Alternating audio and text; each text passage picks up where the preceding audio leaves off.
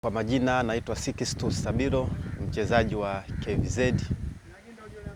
Tunashukuru Mwenyezi Mungu mpaka sasa hivi kama timu tuko vizuri, tumefanya mazoezi ya mwisho leo hii asubuhi.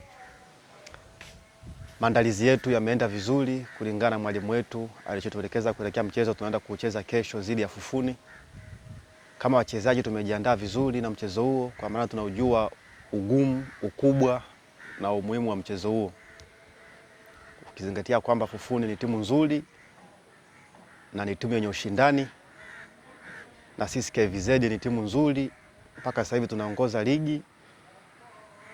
Kwa kama KVZ, kama wachezaji wote tumejiandaa kama timu, wachezaji, viongozi, kwa ajili ya mchezo wa kesho kuweza kupata pointi 3.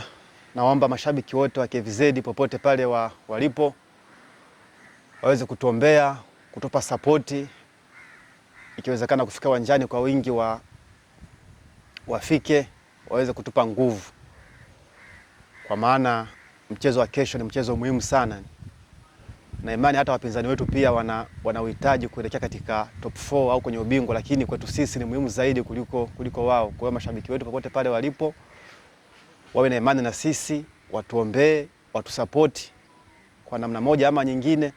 Sapoti yao ni muhimu sana kuelekea katika mchezo huo. Kwa hiyo ni imani yangu na ni imani ya timu kwamba tunaweza kuwapambania pointi 3 tuweze kufikia malengo yetu kama timu.